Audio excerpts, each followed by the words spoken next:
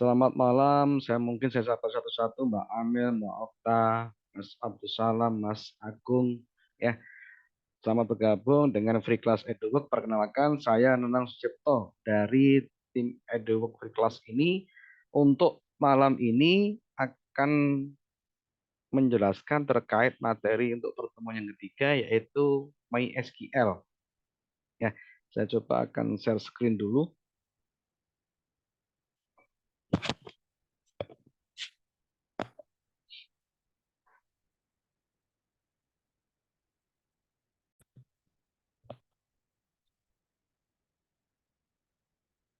Oke. Di sini kita akan belajar dengan yang namanya MySQL. Gitu ya. Ini termasuk adalah materi database pertemuan ketiga dalam free class full stack web developer. Seperti itu. Ya. MySQL itu apa? Nah, gambarannya ini sebuah tools di mana nanti sebagai ya alat untuk mengolah sebuah database. Ya, intinya seperti itu. Ini sebuah database. Database nanti intinya untuk menyimpan semua data terkait dengan server, kebutuhan klien dan sebagainya. Nah, untuk MySQL ini ya, karena ini basicnya adalah manajemen database yang nantinya perintah-perintahnya menjadi sebuah struktur query language atau SQL istilahnya yang banyak digunakan untuk pembuatan aplikasi ya mayoritas berbasis website. Nah, apakah aplikasi berbasis mobile tidak bisa? Tentu saja sangat bisa. Cuma nanti yang digunakan dari sisi servernya. Nanti kurang lebih seperti itu. Nah, manfaatnya seperti apa? Manfaatnya secara garis besar nanti SQL ini ya ini cenderung mempermudah kita dalam bekerja. Maksudnya apa? Karena nanti semua yang terkait dengan data. Kalau saya bicara data itu banyak nanti ya nanti entah data berupa fisik, kemudian data berupa non fisik sebagainya itu dikumpul di satu kita kelola. Dikelola supaya apa? Supaya nanti kita mudah ya untuk mencari, misalnya untuk merubah, untuk menambah data dikumpulkan jadi satu dalam sebuah database. Nah, itu. Nah, kemudian ujungnya untuk apa sebenarnya? Ujung-ujungnya adalah kita bisa memperoleh informasi yang lebih detail. Apapun informasi itu, tergantung nanti database-nya ini digunakan untuk apa.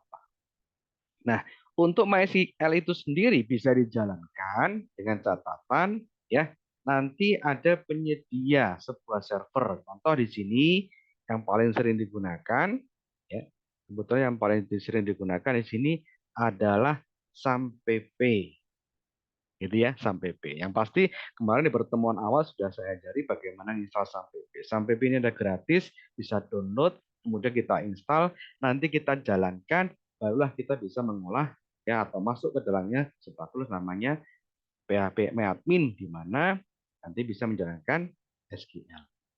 Nanti secara garis besar manfaatnya banyak apapun dari itu. Mungkin teman-teman sekarang yang terbiasa menggunakan online shop, terbiasa menggunakan mungkin apa namanya game dan sebagainya. Semua itu tersimpan dalam sebuah database.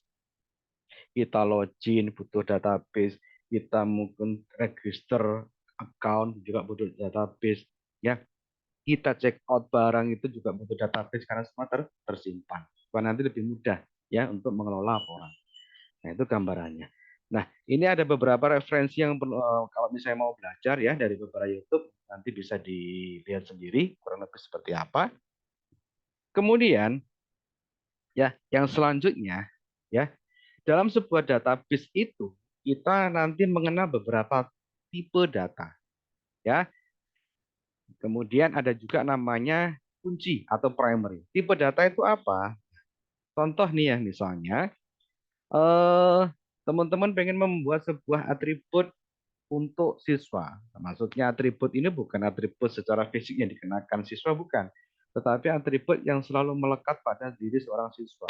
Yang selalu nanti sebagai data profilnya siswa. Contoh, ada nomor induk siswa, ada nama, ada jenis kelamin. Ya, ini dianggap sebuah atribut atau istilahnya dalam database dinamakan sebuah field. Jadi gitu. Nah, setiap atribut ini nanti itu memiliki sebuah tipe data. Tujuannya apa? Biar tidak terjadi human error masukkan data. Contoh, ya, contoh. Nomor induk siswa, tipe datanya apa? Tipe datanya adalah angka. Berarti yang boleh dimasukkan dalam tipe datanya nomor induk siswa harus angka, tidak boleh karakter atau abjad. Begitu. Contoh lagi misalnya, ada nama siswa. Nama siswa ini tipe datanya apa? Misalnya karakter. Ya, berarti kalau saya bicara karakter, minimal karakter-karakter seperti huruf abjad itu bisa dimasukkan. Apakah angka tidak bisa dimasukkan? Angka tetap bisa dimasukkan. Cuma nanti angka yang dimasukkan ini dianggap sebagai teks. Kalau dianggap sebagai teks, maksudnya bagaimana? Tidak bisa dihitung. Nanti gitu. Nah, kemudian ada juga namanya primary key. Primary key itu apa? Dalam sebuah entitas atau dalam sebuah tabel yang memiliki atribut tadi, yang memiliki tipe data, harus ada satu field atau lebih dijadikan sebagai kunci. Gambarannya adalah sebuah data siswa tadi ada NIS, ada nama, ada jenis kelamin, misalnya ya. Kemudian ada usia. Kira-kira dari kurang lebih 4 atribut ini tadi, ya, setiap mahasiswa akan memiliki satu ciri khas yang tidak mungkin sama dengan siswa lainnya. Nah, kira-kira apa? Betul. Yang pasti adalah nomor induk siswa. Biarpun nanti teman-teman itu nanti kembar, ya, kasarannya nanti satu rahim, ya, saudara kandung, kembar dan sebagainya, pasti nomor induknya akan berbeda, tidak mungkin sama. Nah, maka yang berbeda ini dijadikan sebuah primary key, kunci yang unik. Gambaran lagi misalnya, seluruh penduduk Indonesia ada satu atribut penduduk Indonesia yang paling melekat dan itu adalah unik. Apa? Nomor induk KTP. Itu tidak mungkin sama. Yang unik dan tidak boleh sama ini dinamakan nanti sebagai primary key atau kunci utama. Nah, itu gambarannya ya. Nah, ini ada beberapa jenis tipe data yang mungkin nanti bisa dipahami atau dipelajari lebih lanjut. Ada yang namanya char. Char ini berarti karakter. Karakter ini bisa dimasukkan sebuah kata, angka, atau spesial karakter, di mana punya batasan panjang. Panjang dalam arti berapa jumlah karakter atau jumlah digit yang bisa dipakai. Kalau kita gunakan char, itu dimulai dari 0 sampai 255 karakter. Jadi nanti kalau misalnya teman-teman memiliki nama, ya, namanya melebihi dari 255 karakter, maka akan kepotong. Nah, contoh seperti itu. Ya, jadi nanti kita atur size-nya berapa, nah diatur. Ada juga varchar, ini lebih panjang dari char. Ya, sama dengan char tadi yang bisa dimasukkan apa saja, cuma di sini itu lebih panjang. Misalnya nanti teman-teman bisa membuat misalnya di sini penjelasan tentang keterangan, membuat sebuah memo dan itu pasti lebih panjang. Bisa menggunakan varchar. Ya, dimulai 0 dari sampai 65.000 sekian jumlah karakter. Nah, gitu. Jadi kalau misalnya kebutuhannya membuat tipe datanya untuk sekian karakter, bisa dicek. Ada juga yang biner, kemudian variabel biner. Ada juga yang tiny blob dan sebagainya. Tiny blob itu biasanya digunakan untuk objek. Apa misalnya gambar, ya, entah tipe datanya nanti gambarnya PNG maupun JPG, biasa disimpan dalam objek, ya, namanya tiny blob. Nah, ada juga nanti misalnya ini ya, bit value type. Ini value-nya 1 sampai 64. Jadi 1 sampai 64 bit. Karena satu karakter itu 1 bit. Gitu kan ya. Ada juga yang tiny int, integer. Ini mulai dari 8 sebagainya. Ada boolean. Boolean itu nanti boleh ini ya, itu hanya bisa memiliki angka 0. Ya, 0 itu berarti dianggap sebagai false. Kalau selain 0 itu dianggap true. False sama true itu maksudnya benar dan salah. Kalau teman-teman ngasih nilai true, berarti ya selain angka 0. Ada juga boolean. Boolean itu juga pilihan juga, equal to boolean. Boolean itu ada pilihan true dan false. Nah, nanti gitu. Cuma ada 2 pilihan, ya, ada lainnya, ada yang lainnya. Jadi cukup true sama false. Nah, ini beberapa tipe data difungsikan dari atribut yang dibutuhkan. Contoh tadi nomor induk siswa, tipe datanya harus misalnya integer, berarti harus angka dimasukkan. Contoh nama siswa, tipe datanya harus char, ya, size-nya mungkin 20, berarti nama siswa tadi maksimal adalah 20 digit. Nah, itu gambarannya. Nah, kemudian ada tipe lainnya terkait dengan date dan time, ya, tanggal dan waktu. Jadi ada sendiri. formatnya. Kita kalau misalnya date dulu, nanti harus dimulai dari tahun, bulan, tanggal, begitu. Ada juga date time. Jadi nanti munculnya ada tanggal, juga ada time-nya, ada waktunya. Ya, ada juga nanti yang timestamp. Ini otomatis nanti menyesuaikan ya, yang unik. Nah, jadi mulai dari tahun, bulan, tanggal diikuti dengan timernya, ya, atau jamnya. Ya. Ada juga yang time sendiri. Formatnya bisa menggunakan hour, minute, second. Ya. H itu berarti hour, kemudian MN itu minute, SN itu secondnya. Jadi diatur, termasuk nanti ada sendiri yaitu tahun, year, itu 4 digit. Ya. Jadi ini terkait dengan date and time. Jadi ada sendiri, biar nanti nggak tidak salah. Maksudnya bagaimana? Date tipe datanya char. Nah, nanti susah mencarinya. Karena tahun tipenya angka, ya, kemudian tanggal juga tipenya angka, kan nggak bisa kita jadikan sebuah karakter. Nah, ini yang saya maksud tadi adalah sebuah primary key yang saya pelajari. Ya, secara garis besar ini adalah dalam basis data digunakan mengidentifikasi baris, ya, sehingga paling beda. Teman-teman bisa melihat di sini ada namanya ISBN. Itu sebuah field yang dijadikan, ini bukan primary key yang pasti. Kalau dilihat ISBN ini adalah ada data yang sama, maka dia bukan primary key. Ya. Nah, kira-kira di sini yang jadi primary key mana? Antara ISBN, judul, dan tahun. Ada atribut ISBN, ada atribut judul, ada atribut tahun. Kalau misalnya dari setiap baris, setiap row itu datanya tidak sama, maka bisa dijadikan sebuah primary key. Ya, yang paling unik. Contohnya di sini adalah judul. Judul di sini tidak ada yang sama, ya, maka bisa dijadikan sebuah primary key karena nggak boleh ada yang sama dan tidak boleh kosong. Kalau ISBN itu ada yang sama, ya, di baris ketiga sama keempat itu datanya sama, maka tidak boleh dijadikan primary key, alias ini tidak unik. Termasuk tahun, ada juga tahun yang sama, tidak bisa dijadikan sebuah primary key. Jadi cirinya primary key, isinya atau recordnya setiap baris tidak boleh sama dan tidak boleh kosong, makanya dinamakan unik. Nanti jadikan sebagai primary key. Nah, ini contoh ya. Nah, next. Nah, nanti ini saya jelaskan di belakang aja tugas-tugasnya terkait dengan membuat database dan sebagainya. Kemudian, ya, dalam sebuah database, karena database itu gambarannya adalah kita mungkin memiliki sebuah almari, di mana almari itu anggap saja ada beberapa sekat, gitu ya. Ada sekat yang pertama, ada sekat yang kedua, ada sekat yang ketiga. Nah, setiap sekat ini kenapa kok dijadikan sebuah almari? Kenapa kok dijadikan sekat tadi? Jawabannya simpel, biar mempermudah untuk mengelompokkan, kan gitu kan ya, dikelompokkan. Anggap saja sekat pertama nanti untuk celana, sekat dua untuk baju misalnya, mungkin sekat ketiga untuk aksesoris. Ya, jadi dikelompokkan. Supaya apa? Kita mudah mencarinya. Nah, setiap sekat tadi jadikan sebuah entitas atau tabel. Kemudian semua sekat tadi antara baju kemudian celana dan aksesoris itu direlasikan alias digabungkan supaya apa? Kita bisa memperoleh informasi baru. Informasi baru di sini maksudnya adalah ketika mungkin saya membuka almari, saya perlu ngambil baju, saya perlu ngambil celana, saya perlu mengambil aksesoris, ya, yang saya dapat apa sih? Informasi baru. Sekarang saya sudah pakai celana, sudah pakai baju dan aksesoris. Nah, besoknya lagi kan sama yang diambil. Lemarinya dibuka, mencari baju, mencari celana juga. Tapi bisa berbeda tampilannya. Alias di sini adalah informasi yang berbeda. Mungkin bajunya berbeda. Nah, tapi kelompoknya kan sama entitas baju.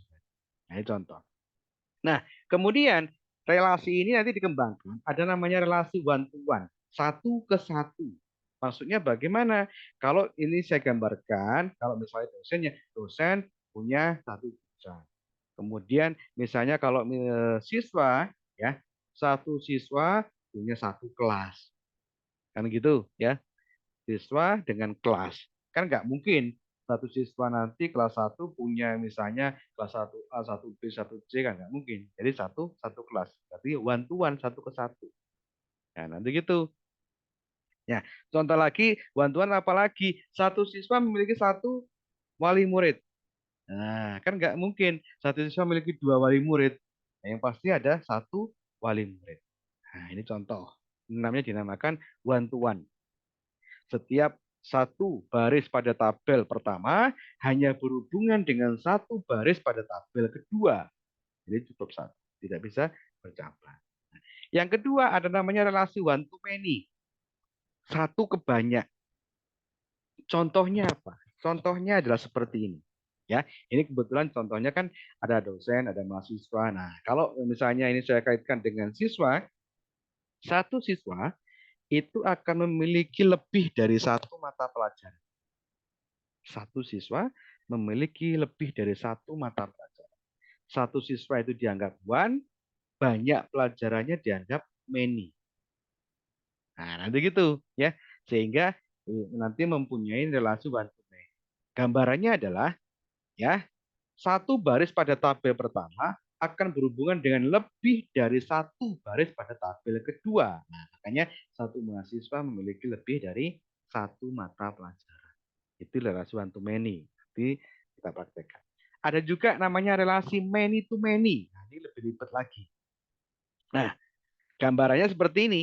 Kalau misalnya ada kaitannya dengan siswa, ya dengan siswa, contoh ya, siswa dengan mata pelajaran itu satu siswa banyak mata pelajaran. Kan gitu. Nah, kemudian siswa dengan nilai. Satu siswa memiliki banyak nilai. Gitu kan? Gambarnya gitu. Nah, sekarang kalau saya gabungkan misalnya, satu siswa akan memiliki banyak mata pelajaran. Bantu ini kan? Sekarang kalau saya hubungkan lagi. Satu pelajaran itu akan dipakai banyak siswa. Itu juga one to many. Oke, siswa ke mata pelajaran one to many, mata pelajaran ke siswa juga one to many. Sehingga kalau misalnya ya, antara siswa dengan mata pelajaran ini saling-saling membutuhkan lebih banyak, maka ini dijadikan sebuah many to many. Karena satu siswa akan banyak mata pelajaran dan satu pelajaran bisa dipakai banyak siswa. Itu many to many. Biasanya sebuah hubungan many to many itu akan menampilkan sebuah tabel baru sebagai penghubung. Biasanya disebut dengan tabel junction, menghubungkan. Ya, ya. Biasanya kalau dalam sebuah database siswa yang menghubungkan antara siswa dengan mata pelajaran itu adalah tabel nilai. Nanti kita praktekkan ya, adalah tabel nilai.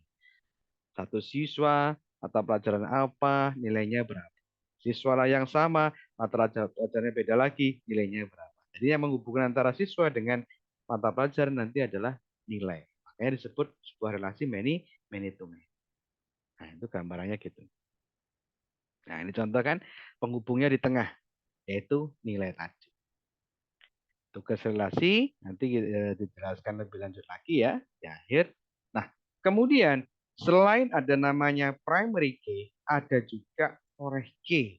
Foreign key itu istilahnya kalau saya gambarkan adalah yang menghubungkan. Kalau di dalam sebuah relasi tadi ya, kita punya namanya one to many. One itu pasti disebut sebagai primary key. Too many-nya ini nanti bisa dianggap sebagai foreign key alias kunci tambahan. Maka kalau nanti misalnya ya, siswa dengan mata pelajaran, siswa memiliki NIS sebagai primary key dengan data yang tidak boleh sama, nanti di mata pelajaran akan muncul NIS siswa lagi yang menghubungkan. Ya, yang nomor induk siswa yang ada di mata pelajaran inilah dinamakan sebuah foreign key alias kunci tambahan. Supaya apa? Supaya bisa menghubungkan antara tabel siswa dengan mata pelajaran. Nah, nanti gitu. Karena sebuah relasi itu harus ada primary key, harus ada foreign key. Gitu kan? Kalau foreign key kan sebagai kunci tambahan dia bisa lebih dari satu nanti muncul. Nah, ini nanti salah satu perintahnya bagaimana kalau kita membuat foreign key di dalamnya database MySQL. Ya, ini gambarannya. Nanti secara tidak langsung ya kita akan membelajar juga bagaimana kalau misalnya nanti kita mendesain sebuah database dengan berbagai macam caranya tadi. Ya, nanti kita coba nanti. Oke. Kemudian, nah ini yang dinamakan relasi tadi. Oke, yang ada tanda kunci ya di sini ada tanda kuncinya. Nah, misalnya ini, yang ada tanda kuncinya, ini dinamakan primary key. Oke, nah menghubungkan kemana? Menghubungkan nanti ke foreign key. Kalau ini, kalau sama-sama ada kuncinya, itu dinamakan one to one. Karena primary key dihubungkan dengan primary key. Nah, contoh lagi di sini. Ada ID anggota sebagai primary key. Ya, dia dihubungkan dengan ID anggota yang ada di peminjaman. Tapi di sini tidak ada primary key ID anggotanya. Dia sebagai foreign key. Maka anggota dan peminjaman ini hubungannya one to many. Satu anggota memiliki lebih dari satu peminjaman. Jadi gitu. Satu anggota bisa memiliki lebih dari satu user dan password. Nah, ini one to many. Nah, ini contoh gambarannya nanti kalau misalnya one to many. Nah, kemudian ya, yang selanjutnya ini nanti tugas Foreke nanti kita coba ya. Yang selanjutnya kita bahas yaitu terkait dengan yang namanya CRUD. Kalau query itu ada struktur query language-nya, bahasanya CRUD itu sebuah singkatan yang artinya adalah C itu adalah create, R itu adalah read, U-nya adalah update, D-nya adalah delete. Maksudnya bagaimana? Maksudnya nanti adalah dalam sebuah sistem database nanti kita mengenal create, kita membuat atau menambahkan data atau insert data. R, read kita membaca, menampilkan dari data tersebut. U, update. Apabila ada data mau ada yang diubah, kita gunakan update. Delete, yaitu delete-nya. Bagaimana kalau misalnya ada data yang mau kita hapus. Maka konsepnya database kita kenal dengan sistem CRUD itu create, read, update, delete. Nanti kita coba untuk mempraktekkan. Contoh ya, kalau kita misalnya menambahkan sebuah data dalam database di mana database memiliki entitas. Contoh di sini database-nya adalah library. Kemudian entitas yang tabelnya adalah katalog. Di mana katalog ini memiliki atribut yang pertama adalah ID katalog, yang kedua adalah nama. Nah, cara perintahnya untuk menambahkan data nanti seperti ini. Insert into tabelnya katalog, ya, atributnya apa saja? ID katalog dan nama. Values diisi dengan apa? KG8 sebagai ID katalog, buku anak-anak itu nama katalog. Yang kedua menambahkan lagi katalog lagi. Cuma di sini ya, ya teman-teman perhatikan ada ID katalog yang berbeda. Maka yang berbeda ini biasanya kalau datanya semua tidak sama bisa dijadikan sebuah primary key. Ini contoh insert yang sederhana. Nah, kemudian ada juga yang update. Contoh nih ya, dari katalog tadi. Saya pengen merubah, apa yang mau dirubah? Yang saya rubah adalah ID, yang saya rubah adalah ID katalognya ya sebagai kuncinya. Saya pengen merubah KG9. Tadi di sini ada KG9. Oh, KG9 belum ada. Contoh ya. Saya pengen merubah, yang saya rubah adalah atribut nama menjadi buku cerita. Gitu ya. Saya pengen merubah, yang saya rubah apa? Field nama menjadi buku cerita. Di mana yang saya rubah adalah yang ID katalognya KG8, KG9. Nah, ya, where ini di mana katalognya ini sebagai kriteria. Kriterianya adalah KG9, yang saya rubah adalah atribut nama menjadi buku cerita. Jadi ini perintah query update-nya akan seperti ini nanti. Ya. Next, kalau menghapus bagaimana? Menghapus sama. ID katalog pengen saya hapus. Saya menghapus apa? Tabel katalog di mana ID katalog sama dengan KG9. Pertanyaannya, kenapa Pak? Kriterianya kok selalu ID katalog? Nah, kembali ke belakang tadi. ID katalog ini adalah sebuah atribut di mana isinya pasti tidak sama, alias atribut ini dijadikan sebuah primary key. Sehingga kita gampang mencarinya. KG9 ya pasti itu. Ya kan? Misalnya nomor induk siswa 1, 2, 3 ya pasti si A, nggak mungkin si B, kan gitu. Sehingga nanti di sini dijadikan sebuah kondisi untuk melakukan pencarian. Ya, sehingga menghapus tabel katalog di mana ID katalognya sama dengan KG9. Ini kalau kita nanti menghapus data. Ya, nah itu beberapa contohnya. Nah, yang terakhir ini sebelum kita praktek ya, ada beberapa perintah terkait dengan namanya query. Ya, query ini kita menggabungkan dari beberapa tabel. Kalau lemari tadi, ya, saya menggabungkan dari beberapa sekat. Sekat baju, sekat celana, sekat aksesoris. Saya ambil semua, saya jadikan satu. Jadikan satu, jadilah sebuah query. Query ini nanti akan memperoleh sebuah informasi baru. Nah, gitu. Jadi, query itu nanti menggabungkan beberapa tabel yang memiliki atribut, apa yang mau dipanggil atributnya, ya sebagai informasi baru. Makanya syaratnya harus ada relasi tadi. Kalau nggak ada relasi kita tidak bisa bikin query. Makanya ada beberapa sintaknya ya. Select kolom 1, kolom 2. Select kolom 1, kolom 2 ini adalah saya seleksi apa? Nama atributnya, misalnya ID katalog. Yang kedua, nama katalog. From, dari. Dari apa? Dari tabelnya. Tabelnya apa namanya?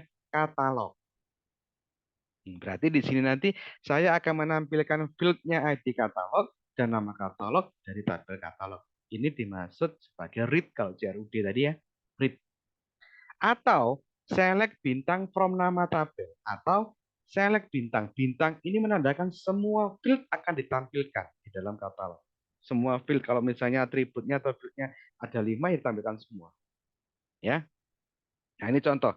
Select NIS nama alamat from siswa. Berarti dari tabel siswa ini saya akan menampilkan nomor induk, nama, dan alamat. Ya, 3 atribut saya tampilkan.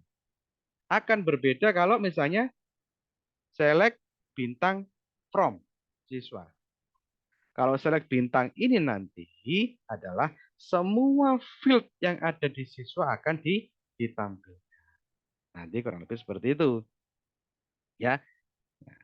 Kemudian ada juga yang menggunakan where. Where ini maksudnya ada kriteria untuk menampilkan. Ya, ada kriteria untuk menampilkan.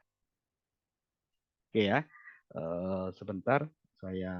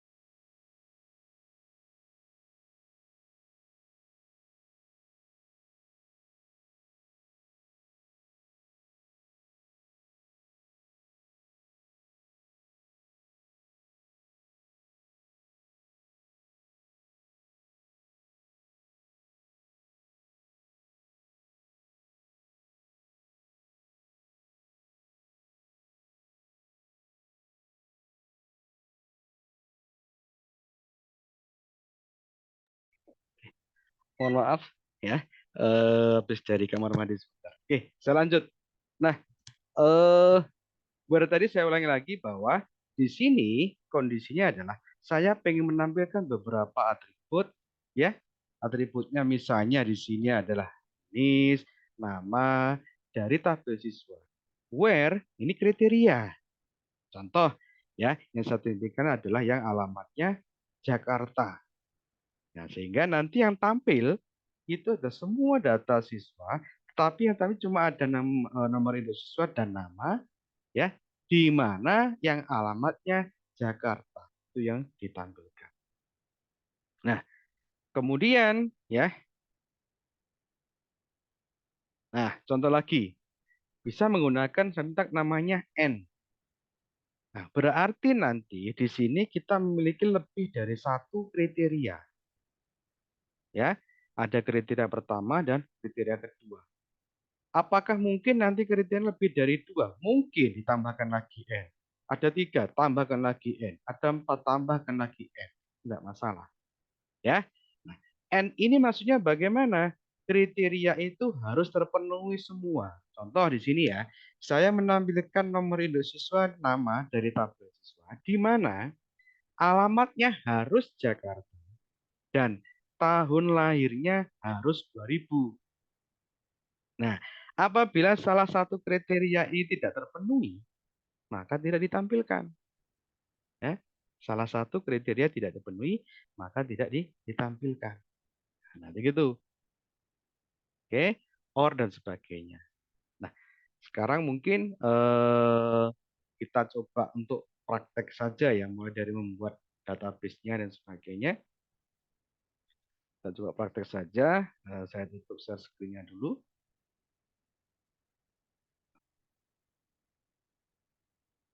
Oke, di sini nanti saya jelaskan sedikit bagaimana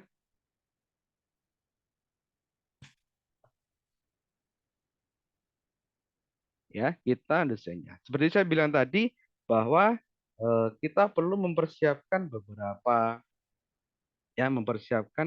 beberapa fasilitas terkait dengan server. Oke, saya share screen lagi ya. Saya screen lagi.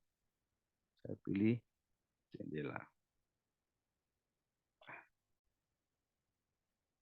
Oke, misalnya di sini nanti ya, yang pertama setidaknya kemarin di pertemuan pertama sudah saya ajari bagaimana menginstal server. Kebetulan server yang kita gunakan adalah SAMPP. Di dalam SAMPP ini nanti ya kita perlu menjalankan namanya SAMPP control. Kalau sudah diinstal ya, kita jalankan.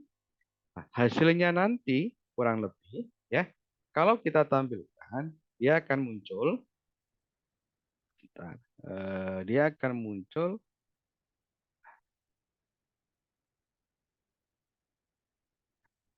kurang lebih nanti ya akan muncul kalau kita jalankan sampai P-nya. Nah, kita klik kanan, saya jalankan dulu. Run seperti ini. Ya, dia nanti akan muncul kurang lebih seperti ini. Ya, ini jendelanya. Nah, pastikan kita menjalankan ya, yaitu MySQL. Ini sampai warna hijau kita start. Jadi nanti kalau misalnya ini kita stop dulu, nanti gitu. Nah, ini kita jalankan. Apa aja kita start, kemudian MSG-nya tunggu sampai hijau ya. Kita jalankan juga di sini untuk start juga. Nah, nanti gitu. Kalau dirasa sudah oke ya, sudah start semua, sudah jalan, hijau semua, berarti server ini sudah jalan. Server ini sudah jalan. Tinggal nanti kita ya membuka browser. Nah, kita buka browsernya karena jalannya itu database-nya dalam sebuah browser. Nah, nanti gitu ya. Bentar, saya tunjukkan dulu. Ini kita bikin browser baru. Nah, cara menjalankannya server untuk MySQL-nya nanti ya. Karena servernya itu namanya adalah localhost atau dalam bentuk IP itu adalah 127.0.0.1 ya. Ini adalah kelas A gitu ya. Nah, 127.0.1 sama dengan localhost atau diganti dengan nama localhost tidak masalah. Localhost. Oke.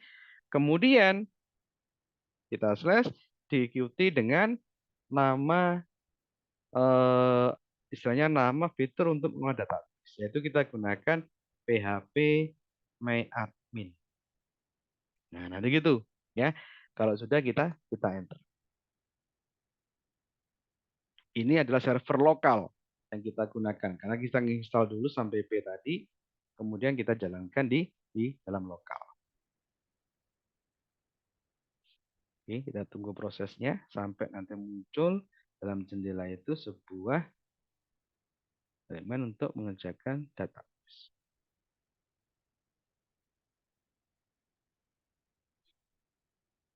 Oke, ini adalah jendela database yang kita gunakan untuk menjalankan MySQL. Nah, sekarang kalau misalnya kita membuat database baru, ya, ini ada beberapa tools yang nanti kita gunakan, ya. Nah, ini database sudah ada, misalnya, ya. Di sini kita membuat database baru,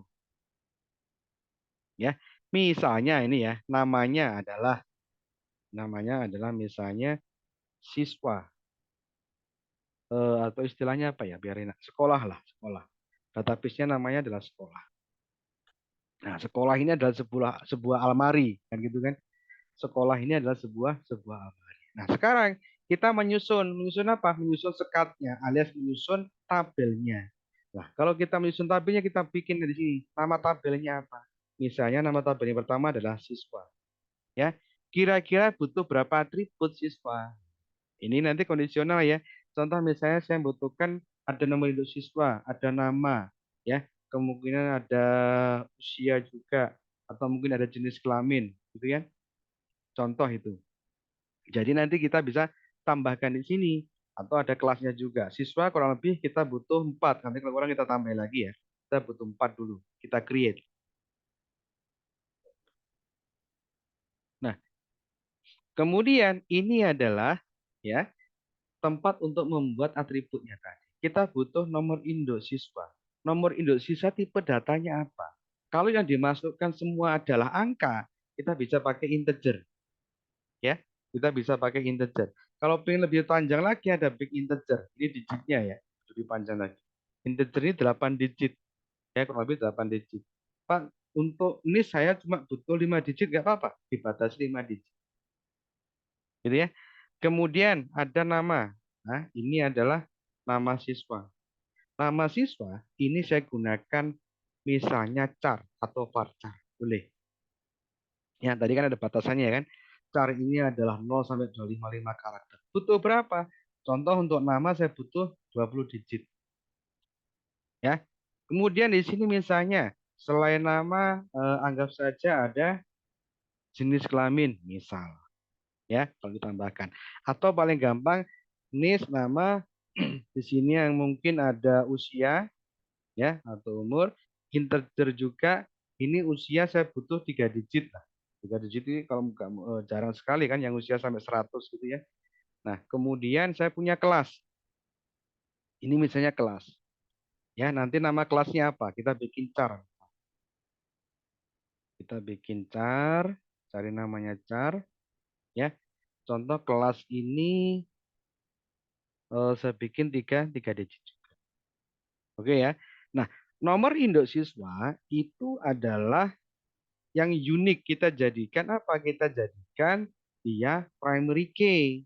Jadi di sini nanti kita cari apa? Primary dalam indeks ya, karena kita kunci.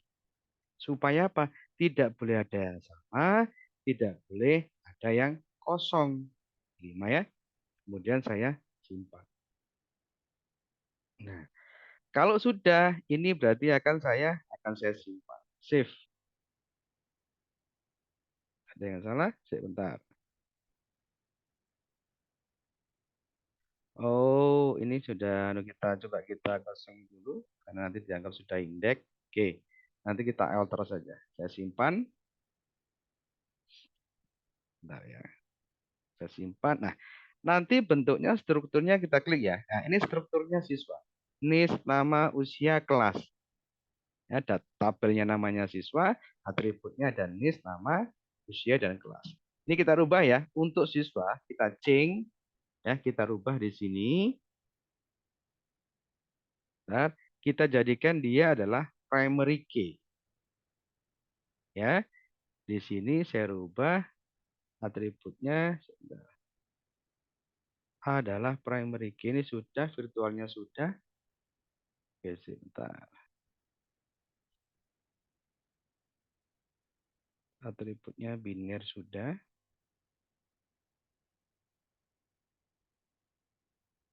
Move column. Kalau ini auto increment enggak perlu auto increment. Kalau auto increment ini fungsinya adalah nomor otomatis nanti. Nah, atau kalau misalnya kita buatkan coba ya dalam bentuk SQL-nya, ini nggak bisa kita seleksi dulu.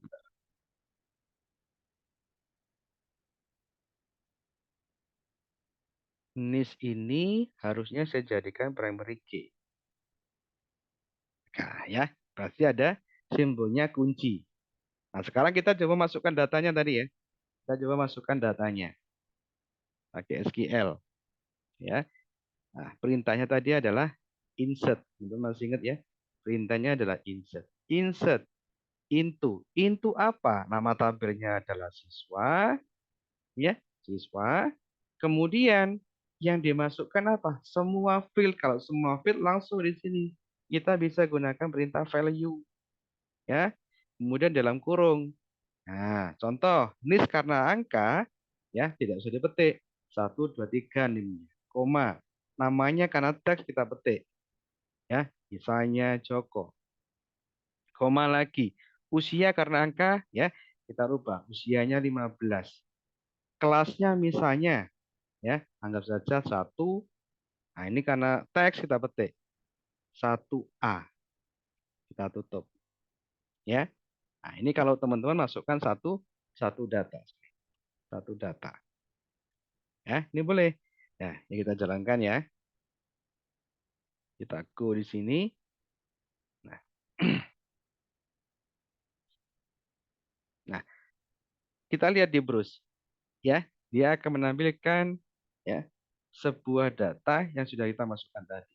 Ini nama sia kelas. Ini ada recordnya. Kalau almari itu adalah isinya dalam sekat tadi. Kalau kita masukkan lagi menggunakan SQL, nanti bisa kita susun semuanya. Contohnya saya masukkan lebih dari satu, ya. Ini saya rubah, misalnya 321, ya. Namanya Dani. Usia sama, kelasnya 1B. Oke. Nah, di sini saya bisa tambahkan lagi, ya. Langsung saja. Kemudian saya koma, ya, dijalankan lagi. Jadi sambil nanti, jadi di sini inputannya teman-teman bisa lebih dari satu langsung. Bisa 3, 4 dan seterusnya boleh. Jadi tinggal kita tambahkan di sini koma atau koma, ya. Kita gabung yang ini langsung value di belakangnya. Misalnya di sini adalah 312. Harus sama ya. Harus beda, sorry, untuk NIS-nya. Kemudian namanya di sini selain Dani misalnya Wati. Usianya dia adalah 16. Dia 1A. Ya. Saya koma lagi. Ini value-nya enggak usah ya. Nanti gitu. Saya koma lagi. Value-nya enggak usah. Misalnya di sini adalah 213. Ya. Misalnya adalah Dedi. Usianya juga 16, ya. Ini adalah 1B. Ya. Ini bisa langsung saya fungsikan. Jadi lebih dari satu. Nah, kita tampilkan. Maka di sini ada kurang lebih 5 record. Nah, ya ini contoh. Ada kurang lebih 5 record. Nah, kemudian kalau nanti misalnya, ya, seperti yang diperhatikan tadi, kalau misalnya saya harus membuat menampilkan data, ya, menggunakan perintah select tadi, ya. Contoh, misalnya di SQL ini saya gunakan. Ya, ini lihat. Select bintang from siswa. Berarti ini menampilkan semua atribut dari tabel siswa. Mulai NIS, nama, kemudian usia, kelas ditampilkan semua. Ya, akan berbeda kalau ini saya sebutkan satu persatu. Saya cuma ingin menampilkan NIS, kemudian saya juga ingin menampilkan nama. Cuma dua field ini yang mau saya tampilkan, maka ketika saya jalankan, yang tampil cuma dua atribut, NIS sama nama. Itu bedanya tadi. Nah, kemudian kalau ditambahkan syntax where atau kriteria bagaimana? Nah, contoh ya, yang mau ditampilkan adalah yang kelasnya 1B. Misal, ingat, yang mau ditampilkan adalah yang kelasnya 1B. Jadi select bintang from siswa, where. Where-nya apa? Where-nya kelas. Sama dengan, kita petik ya, karena tadi teks 1B. Jadi saya menampilkan semuanya, ya, di mana yang saya tampilkan adalah 1B. Jadi yang ditampilkan hanya kelas 1B. Ya, itu satu kriteria. Nah, sekarang kalau kriterianya digabung lebih dari satu, kita gunakan N bagaimana? Nah, select bintang from siswa, where misalnya kelas sama dengan 1B, ya, dan misalnya saya tambahkan usia sama dengan 15. Nah, dua kriteria ini harus terpenuhi semua. Dia harus 1B dan harus usia 15. Selain ini tidak bisa ditampilkan. Nah, oh ternyata ada usianya 15, kemudian kelasnya 1B. Oke, menggunakan perintah select tadi. Nah, nanti gitu. Nah, kemudian terkait dengan apa namanya? Tadi ini select ini termasuk read ya. Kemudian tadi kita insert data itu termasuk create. Nah, sekarang bagaimana, Pak? Kalau misalnya saya ingin merubah data. Contoh ya, merubah data.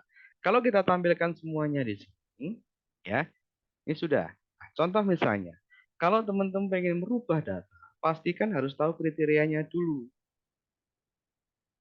Apa kriterianya? Contoh, Pak, saya ingin merubah. Yang saya rubah itu adalah namanya Wati, misalnya ya, namanya Wati menjadi Setiawati. Itu keliru.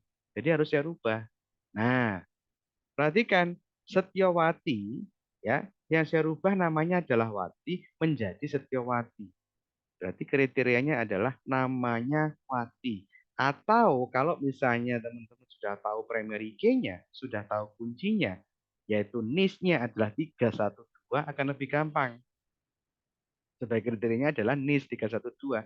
Jadi kalau kita perhatikan di sini, misalnya saya ingin merubah ya, alias update tadi, update. Apa yang mau diupdate? Update yang saya update adalah tabel siswa. Ya. Kemudian set. Apa yang mau dirubah? Yang saya rubah adalah nama. Namanya dirubah menjadi siapa? Namanya dirubah menjadi Setio. Ya, siapa yang dirubah? Yang dirubah adalah where, ya, kondisinya adalah NIS misalnya sama dengan, kalau sudah tahu NIS-nya ya, kalau hafal NIS-nya ya. Kalau tidak hafal NIS-nya bagaimana, Pak? Saya cuma hafal namanya. Where nama sama dengan Wati. Jadi saya akan merubah nama menjadi Setiawati, di mana yang saya rubah namanya adalah Wati. Nah, ini kalau saya jalankan, nah ya berhasil. Nah, kita cek. Nah ya, Setiawati menjadi Wati menjadi Setiawati. Itu kalau kalian hafal namanya. Nah, sekarang kalau misalnya hafal NIS-nya saja bagaimana, Pak? Ya, coba ya, kita hafal NIS-nya adalah 312. Misal, ya, saya rubah di sini adalah update siswa. Apa yang mau diupdate adalah nama menjadi, misalnya saya balik ya, menjadi Wati namanya. Ya, siapa yang mau dirubah? Yang saya rubah adalah yang NIS-nya sama dengan 321. Ya, yang NIS-nya adalah 321. Saya jalankan. Nah, ya, ini update set nama Wati menjadi ini ya. Oke, kita lihat. Nah, 321 Wati tadi ya, yang saya rubah 321 menjadi Wati. Harusnya tadi siapa? Joko, Dedi, kemudian Budi tadi ya. Nah, ini contoh ngerubahnya ya. Nah, sekarang kalau menghapus, tadi berarti update sudah ya. Create sudah, read sudah, update sudah, sekarang delete. Delete dicari primary key-nya. Saya pengen menghapus yaitu 321 list-nya.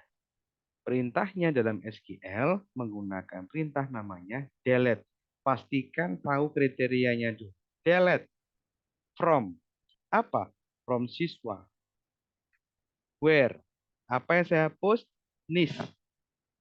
Sama dengan 321. Saya menghapus tabel sewa di mana yang NIS-nya 321. Ini akan saya hapus. Nah, delete-nya berhasil. Sehingga nanti di sini berkurang 1. Nah, ya, di sini berkurang 1. Nah, itu gambarannya, teman-teman, ya, terkait dengan CRUD tadi, membuat database, tabel, dan sebagainya. Nah, untuk lebih dalam, lebih intens terkait dengan pengolahan database ini, karena pengolahan database ini dalam full stack development itu adalah bagian yang sangat penting ya dalam manajemen aplikatif atau aplikasi. Kalau misalnya nanti teman-teman tertarik banget dengan yang namanya programming ya terkait full stack ya di sini ya apalagi teman-teman bisa menganalisis data sebagai data analis, mengolah database-nya, merancang sistemnya aplikasi dalam perusahaan dan sebagainya. Wah, itu sudah menurut saya ya sudah paling oke karena gajinya juga lumayan biarpun kita kerjanya di balik layar. Cuma ini nanti sangat-sangat passive income buat kalian kalau pengen lebih lebih dalam mencegah. Nah, gambaran saya adalah kalau nanti teman-teman emang pengen serius banget belajar di dalamnya full stack developer, segera bergabung ya di dalamnya Edework tadi terkait dengan materi full stack developernya ya itu sudah dikasih linknya tadi untuk gabung supaya lebih intens kita daftarnya ya di dalam www.edework.id ya kita di situ bisa mencari pendaftaran untuk yang lebih intens kita belajar. Nanti pengembangannya banyak soalnya. Dan salah satunya dalam sebuah database ini, ya, karena nanti yang kita olah adalah keseluruhan data yang sangat penting, bahkan urgent banget, ini sangat dibutuhkan orang-orang yang benar-benar teliti dan aktif. Nah, mungkin dari beberapa yang saya sampaikan tadi, ada yang mau ditanyakan, silahkan ya, saya kasih kesempatan.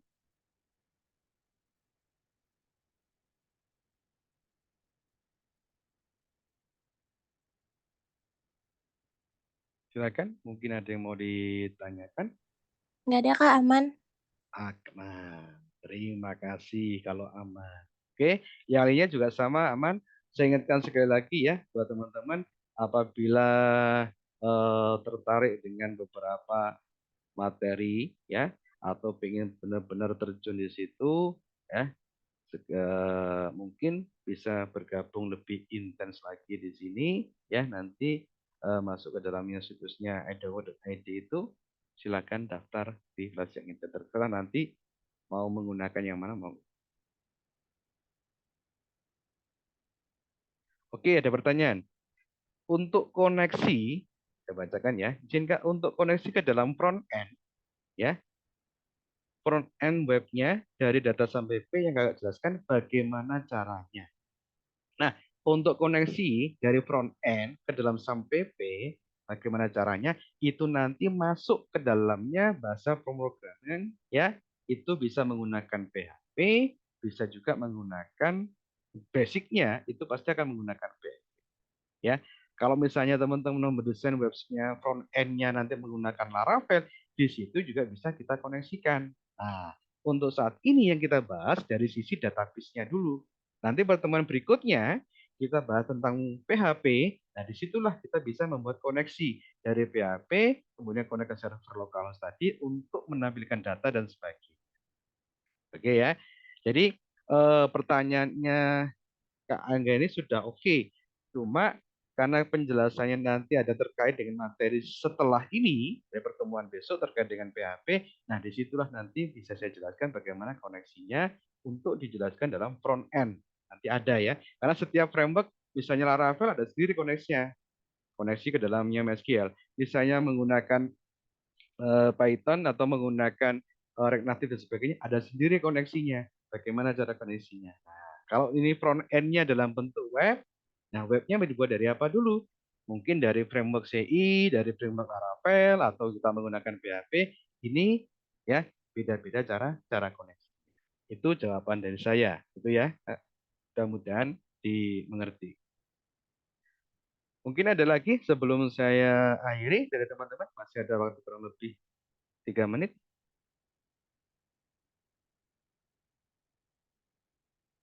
Oke, cukup. Oke, terima kasih teman-teman semua atas kehadirannya. Mudah-mudahan ini bermanfaat bagi kalian semua. Ya, apabila teman-teman juga tertarik untuk lebih mendalami, bisa gabung ya di lebih yang intens lagi, ya ke gabung dalamnya istilahnya yang kelasnya yang private, ya kita lebih jelaskan lebih lanjut. Nah, kira-kira seperti itu. Terima kasih atas kehadiran semuanya. Apabila ada salah dari saya ucapkan mohon maaf. Saya akhiri. Selamat malam. Sampai ketemu lagi besok ya di materi yang selanjutnya.